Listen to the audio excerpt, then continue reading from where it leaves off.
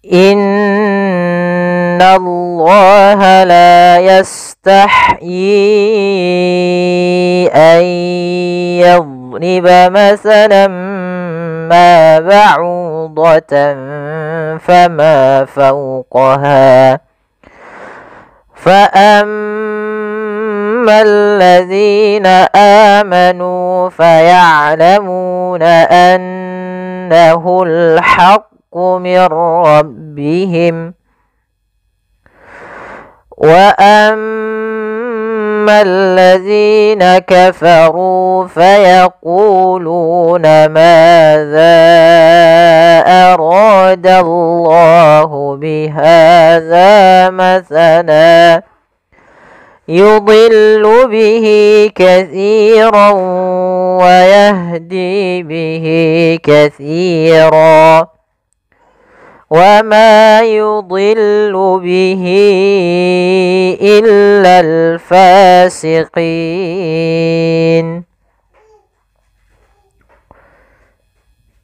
Pada lafal innallaha, di sini ada bacaan kita namakan dengan bacaan gunnah pada lafal nun yang berharakat tasydid. Maka sobat Quran, bila kita mendapati ada huruf nun dia berharakat tasydid atau dia huruf mim yang berharakat tasydid, maka kita namakan dengan bacaan gunnah. Langkah membacanya atau cara membacanya yaitu kita menahan suara nunnya di sini. Maka ditahan sepanjang 2 harakat. Tidak langsung dibaca innallaha, tapi ditahan dulu sepanjang 2 harakat untuk menyempurnakan bacaan gunnahnya. Innallaha. Kemudian lafal na tipis bertemu dengan lafal Allah. Maka di sini kita masuk kepada ahkamul lamat, hukum-hukum berkenaan dengan huruf lam, yaitu hukum lam atau lam itu ada 2, lam tebal dan lam tipis. Nah, di sini kita membaca dengan lam tebal pada lafal Allah, yang mana ketika kita mendapati lafal Allah atau lafzul jalalah sebelumnya fathah atau dhammah, maka lamnya menjadi tebal. Nah, karena di sini nanya tipis dia berharakat fathah, tidak boleh baca nallah. Nanti nanya tebal, tapi dia innallaha. Nah tipis. Innallaha la. Kemudian pada lafal Allah sendiri ini ada bacaan kita namakan dengan bacaan mad tabi'i, yaitu adanya fathah. Ya, di sini pada dasarnya lafal Allah itu ada fathah yang berdiri, fathah bertemu alif atau dia ada alif yang berdiri. Nah, tapi kita merujuk kepada orang Arab, mereka ketika lafal Allah mereka memanjangkannya. Kemudian innallaha la. Kemudian pada lafal la tipis, yaitu ketemu dengan alif, maka dia hukum tajwidnya namanya mad tabi'i, yaitu fathah bertemu alif, panjangnya 2 harakat. Kemudian la yastahyi pada lafal sin, ini sin sukun, huruf nun sukun. Maka di sini kita ulang innallaha la yastahyi. Yas, sempurnakan sinnya baru lanjut. Kemudian ha di sini memiliki sifat hamas, yaitu apa itu hamas? Hamas artinya jaroyanun nafas, mengalirnya nafas kita ketika membacanya. Maka maka la yastahyi. Kemudian pada lafal yi di sini la yastahyi ayyadriba, ada bacaan di sini kita namakan dengan bacaan mad jaiz munfasil. Mad artinya panjang, jaiz artinya boleh, munfasil artinya terpisah. Apa yang dimaksud dengan mad jaiz? Sebenarnya mad jaiz itu adalah apabila ada huruf hamzah yang datang setelah huruf mad. Di sini huruf madnya berupa ya, bertemu pada itu saat setelahnya ada huruf hamzah, dan hamzah tersebut di lain kata, maka dinamakan dengan mad jaiz. Jadi intinya mad jaiz ini merupakan cabang daripada mad far'i. Mad itu terbagi 2, mad tabi'i atau mad asli dan mad far'i, cabangnya. Nah, cabang ini berkaitan dia ya, biasanya dari mad yang 2 harokat karena bertemu dengan hamzah, maka di sini mad disebabkan karena adanya hamzah. Maka mad bisa babil hamzah. Mad far'i terbagi 2, mad bisa babil hamzah dan bisa babil sukun. Dengan sebab sukun. Ya, di sini kita sebab hamzah, yaitu adanya awalnya yi 2 harokat bertemu hamzah, maka menjadi 4 harokat. Maka bacanya adalah la yastahyi ayyadriba. Kemudian berlafal ayya. Di sini ada nun sukun, maka dia berkaitan dengan hukum tajwid. Nun sukun bertemu dengan huruf ya. Maka apabila ada huruf nun sukun atau tanwin an, in, un, maka cara membacanya kita masukkan suara nun ini ke huruf setelahnya. Kalau di sini hurufnya adalah ya, maka masukkan nunnya kepada ya sehingga nunnya hilang, tinggal ya-nya. Ayya. Langsung ditasdidkan dia seakan-akan ya-nya 2. Itu ya sukun dan ya yang bertasdid. Ayya. Kemudian langkah kedua, karena di sini kita makan dengan idgham bi gunnah, maka kita tahan disertai dengan gunnah. Gunnah itu menahan, dengung. Maka ayya. Kemudian pada lafaz dhad di sini dhadnya tidak boleh memantul. Nah, kesalahan yang terjadi adalah memantulkannya. Contoh ayyadriba, ini mantul. Harusnya ayyadriba. Ya, dia huruf dhad ada satu sifat yang dia khusus untuk huruf dhad, yaitu sifat istitalah, memanjang dhadnya ketika dia sukun. Ayyadriba masala, dan tidak boleh memantul. Kemudian pada lafal ayyadriba masalam ma, ada fathatain bertemu dengan huruf mim. Maka apabila ada fathatain an, in, un atau nun sukun bertemu mim, ini awalnya masalan kita baca dengan lan. Karena bertemu mim, tanwinnya masuk kepada huruf mim, tinggallah bunyi suara huruf min. Maka masalam ma, ya, kita namakan dengan idgham bi gunnah pula. Ya, kemudian caranya adalah kita tahan dulu mimnya. Masalam ma. Kemudian pada lafal ma ada mad tabi'i. Ada mad tabi'i, yaitu fathah bertemu dengan alif, panjangnya 2 harokat. Kemudian ba'udatan fama. Maka di sini au ada dhammah di lafal au bertemu waw. Ini kita namakan dengan mad tabi'i pula, yaitu panjangnya 2 harokat. Kemudian pada lafal ba'udatan fama ada fathatain bertemu dengan fa. Ini berarti berkaitan masih dengan hukum nun sukun dan tanwin. Yaitu apabila ada fathatain, kasrotain atau dia tanwin istilahnya bertemu dengan huruf fa, maka ini kita namakan dengan bacaan ikhfa. Cara membacanya adalah menyamarkan suara tanwinnya kepada huruf fa. Ikhfa menurut para ulama definisinya adalah membaca di antara izhar dan idgham. Kalau izhar itu jelas suara tanwinnya an, in, un. Kalau ban, bin, nah, gitu. Tapi kalau idgham misalkan tanwinnya hilang, masuk kepada huruf setelahnya. Makanya contohnya masalam, hilang tanwinnya. Sedangkan ikhfa masih menyisakan ya antara bunyi nunnya tapi disamarkan kepada makhraj huruf setelahnya. Maka ba'udatan seakan-akan ada ng tapi bukan.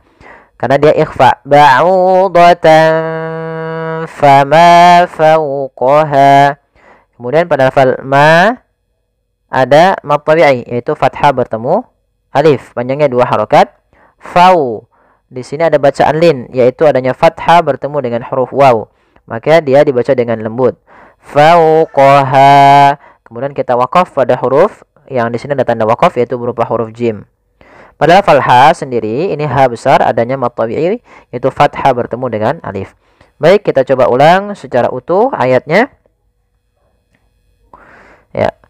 Innallaha la yastahyi an yadriba masalan ma ba'udah an yadriba masalan amma ba'udatan fama fawqaha.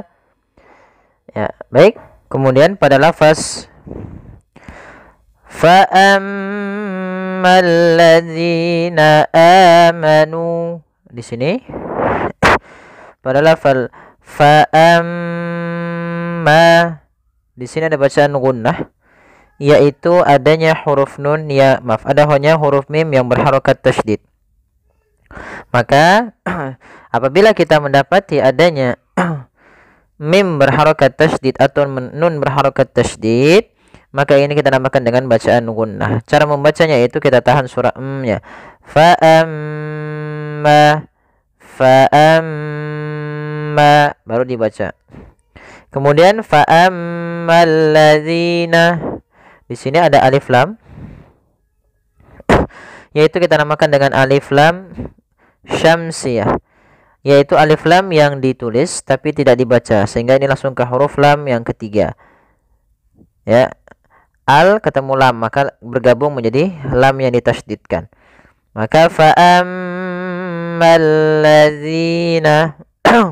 Kemudian di sini pada lafal zina, hati-hati dalam melafalkan huruf zal, jangan sampai terbaca dengan huruf zai. Ini yang sering terjadi kesalahan adalah mengganti dengan huruf zainya. Hati-hati. Agar sempurna dari makhraj dan sifatnya adalah ujung lidah kita tempelkan dengan gigi seri atas, agak kita keluarkan sedikit sehingga berbunyi zi. Maka fa ammal ladzina zina. Kemudian pada lafaz zi sendiri ini ada mad tabi'i ditandai dengan harokat kasrah pada huruf zal bertemu dengan huruf ya setelahnya yang disukunkan. Maka apabila ada kasrah bertemu ya sukun, kita namakan dengan mad tabi'i, panjangnya 2 harokat.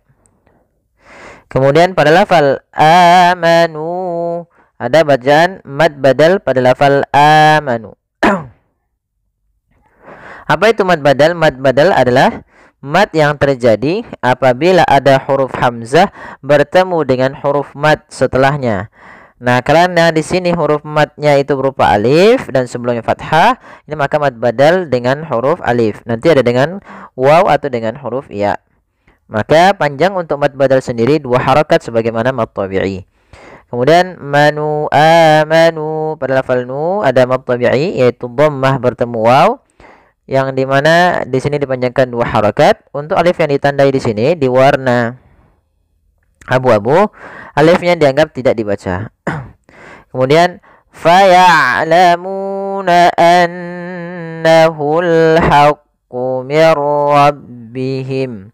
Kemudian faya'lamuna annahul haqqu, sifat ain, sifat bainiyah, ya, yaitu di antara bacaan atau sifat syiddah dan sifat rokhawah. Syiddah itu dia tertahannya suara, rokhawah mengalir suara. Maka ain jangan terlalu dialirkan suaranya, tapi tidak juga ditahan. Maka faya'lamuna, seperti itu. Kemudian pada lafal muna ada mad tabi'i yaitu dhammah bertemu waw, panjangnya 2 harakat. Kemudian annahul, di sini ada nun berharakat tasydid, kita namakan dengan bacaan gunnah. Maka apabila ada bacaan gunnah atau nun yang ditasydidkan, itu kita namakan dengan bacaan gunnah. Maka sebagaimana tadi mim, apabila ada mim berharakat tasydid, nun berharakat tasydid, maka dinamakan dengan gunnah. Ini sesuai dengan apa yang disampaikan oleh Imam Al-Jamzuri dalam matanya, wa gunna miman thumma nunan syuddida. Dan gunnahkanlah atau dan bacalah mim yang bertasydid atau nun bertasydid dengan bacaan gunnah. Maka cara membacanya tahan dulu n-nya, anna, baru dilepas. Annahul haqqu mir rabbihim. Kemudian pada lafal al-haqqu di sini ada alif lam, maka ini kita namakan dengan alif lam qamariyah, yaitu alif lam yang ditulis dan dibaca dengan jelas. Annahul haqqu mir rabbihim. Ya, kemudian di sini kita al-haqqu, ha kecil dibaca dengan ha, alirkan nafas. Kemudian mir rabbihim. Nah, di sini kami lupa menulisnya, yaitu di sini ada bacaan namanya idgham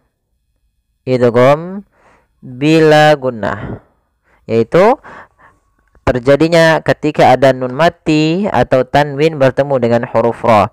Cara membacanya, masukkan nunnya kepada huruf ra sehingga suara nunnya hilang, langsung terbaca dengan jelas suara ra-nya. Mir ra. Karena dia bila gunnah tanpa disertai dengan gunnah, maka dia tidak boleh ditahan. Mir rabbihim, enggak, tapi langsung saja. Mir rabbihim. Nah, seperti itu. Kemudian bila kita lanjut kepada ayat selanjutnya, misalnya annahul haqqu mir rabbihim wa ammal ladzi. Nah, maka di sini mimnya menjadi bacaan idhar syafawi. Apabila kita waqaf, maka kita selesai. Tapi ketika kita bersambung, maka di sini ada bacaan idhar syafawi, yaitu membacanya suara mimnya harus dibaca dengan jelas. Kapan terjadinya idhar syafawi? Yaitu apabila ada huruf mim mati bertemu dengan seluruh huruf hijaiyah kecuali mim dan ba, maka dia dinamakan dengan idhar syafawi. Kita lanjutkan. Wa ammal ladzina kafaru fayaquluna madza aradallahu bihadza masana. Ya, kita berhenti karena di sini ada tanda waqaf berupa huruf mim. Maka perhatikan di sini wa kembali lagi ada bacaan gunnah, yaitu ketika huruf mim berharokat tasydid maka dibaca dengan bacaan gunnah. Cara membacanya, suara nya ditahan 2 harokat. Wa amma. Kemudian wa ammal ladzina, sama seperti di atas, yaitu di sini ada alif lam syamsiyah. Alif lam syamsiyah yaitu alif lam yang ditulis tapi tidak dibaca lamnya, sehingga langsung ke huruf lam yang kedua, yaitu karena dia alif lam bertemu dengan lam maka ditasydidkan di huruf lamnya. Kemudian pelafal alladzina, di sini zi hati-hati jangan dibaca dengan zai. Kemudian pelafal zi sendiri ada hukum tajwid berupa mad tabi'i, yaitu kasrah bertemu ya sukun, panjangnya 2 harokat. Kemudian kafaru ada dhammah bertemu waw, mad tabi'i. Alif ditandai dengan sifar mustadir di atasnya atau lingkaran kecil di atasnya, berarti alifnya dianggap tidak ada. Ditandai juga di sini warnanya abu-abu. Fayaquluna, pada lafal qu ada mad tabi'i, yaitu dhammah bertemu waw. Luna, dhammah bertemu waw, mad tabi'i kembali. Kemudian maka harus panjangnya sama, ru, ku, lu sama. Kemudian ma, pada lafal ma sama. Di sini ada mad tabi'i, yaitu adanya fathah bertemu dengan alif, panjangnya 2 harokat. Kemudian madza aradallahu, pada lafal dza, di sini ada bacaan mad jaiz munfasil, yaitu apa mad jaiz munfasil? Mad jaiz munfasil terjadi apabila ada huruf hamzah yang datang setelah huruf mad, kemudian ditandai biasanya dengan tanda seperti ini, seperti bendera kecil atau misalnya dia pedang. Nah, ini menandakan dia panjangnya adalah 4 harokat atau 5 harokat. Maka mad jaiz munfasil dalam riwayat Imam Syatibi atau Imam Hafiz an Asim dalam jarulnya Imam Syatibi, kita panjangkan 4 atau 5 harokat. Ada mengatakan 4 harokat, 5 harokat pun kuat. Maka kita panjangkan za-nya, hati-hati juga jangan terbaca dengan zai, tapi tetap za, yaitu ujung lidah menempel dengan gigi sari atas. Madza arada, baru dibaca dengan panjangkan za-nya dulu 4 harokat, baru kita baca a-nya. Kemudian pelafal ra, di sini ada mad tabi'i, fathah bertemu alif, ra-nya dibaca dengan tebal karena ra berharokat fathah. Kemudian aradallahu, aradallahu. Kemudian di sini lafal Allahnya tebal, yaitu lafzul jalalah. Kemudian dia juga termasuk mad tabi'i, panjangnya 2 harokat. Kemudian bihadza, pada lafal ha ada fathah bertemu alif, yaitu mad tabi'i, panjangnya 2 harokat. Kemudian dza, di sini juga mad tabi'i, fathah bertemu alif. Kemudian masalah. Nah, awalnya masalan, karena kita waqaf, ini kita namakan dengan mad iwad. Kapan terjadi mad iwad? Apabila ada fathatain bertemu dengan alif di akhir bacaan, misalkan ada ban. Kemudian kita wakaf di akhir bacaan ban, maka kita bukan lagi bacaan masalan, tapi kita baca dengan ba panjang. Karena di sini kita namakan dengan mad iwad, yaitu kita menggantikan fathatainnya menjadi panjang sebagaimana mad tabi'i. Kita panjangkan pada lafal la 2 harakat. Maka kita coba ulang, lengkapi dari ayat awal dari fa'amal ladzi sampai masalah. Fa'ammal ladzina amanu faya'lamuna annahul haqqu min rabbihim wa ammal ladzina kafaru fayaquluna madza arada Allahu bihadza masala يضل به كثيرا ويهدي به كثيرا وما يضل به إلا الفاسقين. Pada lafal yudhillu, dha di sini huruf isti'la termasuk huruf tafkhim, maka dia tetap ditebalkan, bukan yudillu tapi yudillu. Kemudian lamnya tipis. Yudillu bihi katsira. Pada lafal hi di sini ada bacaan mad silah qasrah, yaitu apabila ada hak dhamir kemudian ya bertemu dengan setelahnya ada huruf ya yang disukunkan atau huruf waw. Nah, di sini ini berkaitan dengan hak dhamir. Apa itu hak dhamir? Hak yang menunjukkan kata ganti dia. Maka di sini kita panjangkan untuk mad silah qasirah sepanjang 2 harakat. Katsiran wa, hati-hati. Nah, kemudian di sini kembali ada lafal si. Di sini ada mad tabi'i. Mad tabi'i, yaitu adanya kasrah bertemu dengan huruf ya. Maka kita panjangkan lafal si 2 harakat. Hati-hati dalam melafalkan huruf si, karena di sini jangan dibaca kasiro. Sering terjadi kesalahan yaitu membacanya dengan kasiro, dengan sin. Padahal di sini adalah huruf sa. Untuk menyempurnakan makhraj daripada huruf sa, kita harus mengetahui posisinya dulu, tempat keluar hurufnya, yaitu ada di mana ujung lidah kita menempel dengan gigi seri atas. Kasi, sa, si, su. Nah, katsirawa. Kemudian di sini ada ron ketemu waw, maka di sini ada hukum tajwid idgham bi gunnah. Cara membacanya yaitu kita memasukkan tanwin ya kepada huruf waw. Ya, kemudian ditahan disertai dengan gunnah atau idgham ma'al gunnah. Idgham disertai dengan gunnah. Maka cara membacanya masukkan tanwin kepada huruf waw, maka dia langsung berbunyi waw. Katsirau, ya, tapi dia menyisihkan ada sedikit. Nah, di sini untuk idgham bi gunnah itu juga kita namakan dengan idgham naqis. Ya, idgham bi gunnah naqis. Itu yang dia naqis, tidak secara utuh sempurna menghilang nunnya, tapi masih menyisakan. Maka katsirau masuk sambil ke rongga hidung kita. Katsiran wa yahdi. Nah, kemudian pada lafal wa yahdi di sini ada mad tabi'i, yaitu panjangnya 2 harakat ya, ditandai dengan kasrah bertemu ya. Kemudian wa yahdi bihi katsira. Kemudian pada lafal bihi di sini ada mad silah qasrah, yaitu ditandai dengan hak dhamir bertemu dengan huruf yang berbentuk seperti ini. Ini huruf ya kecil. Maka panjangnya 2 harakat. Katsira. Kembali di sini ada mad tabi'i pada lafal si, yaitu ditandai dengan kasrah bertemu ya sukun. Kemudian pada lafal katsira, maka di sini ini kita namakan dengan mad iwad ketika kita waqaf. Yaitu mad iwad. Apa itu mad iwad? Mad iwad terjadi apabila ada huruf yang dia berharakat fathatain bertemu dengan alif kemudian kita wakaf di akhir bacaan kita. Misalkan ban, maka berubah menjadi panjang ba.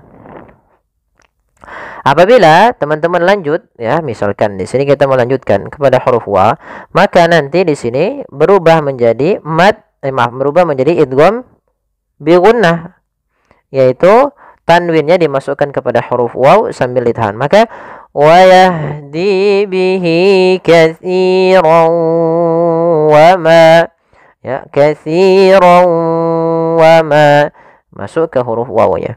Kemudian pada lafal ma di sini ada mad tabi'i yaitu fathah bertemu alif, panjangnya 2 harakat. Wa ma yudhillu bihi illal fasiqin. Kemudian pada lafal bihi, nah ini kami salah, bukan mad silah qasirah, tapi di sini kita namakan dengan mad silah tawilah, yaitu mad silah yang dia panjang, qasirah pendek, panjang. Maka di sini ha dhamir untuk panjang mad silah tawilah itu adalah 4 harokat sebagaimana mad jaiz. 4 harokat atau mad wajib. Maka kita panjangan untuk panjang hi-nya adalah 4 harokat. Wa ma yudhillu bihi, ya 4 harokat baru pindah ke i. Wa ma yudhillu bihi illal fasiqin. Kemudian pada lafal illal di sini ada alif lam. Kita namakan di sini dengan alif lam qamariyah, yaitu alif lam yang ditulis dan dibaca dengan jelas. Kemudian pada lafal fasiqin, pada lafal fa ada mad tabi'i yaitu fathah bertemu dengan alif, panjangnya 2 harakat. Hati-hati dalam melafalkan fa, harus ada nafas yang dikeluarkan karena dia sifatnya samus, jaroyanun nafas. Jangan pasikin dengan p gitu ya. Banyak yang mungkin ada yang membacanya dengan pa gitu ya, dengan p. Ya, harusnya tidak dibaca dengan p.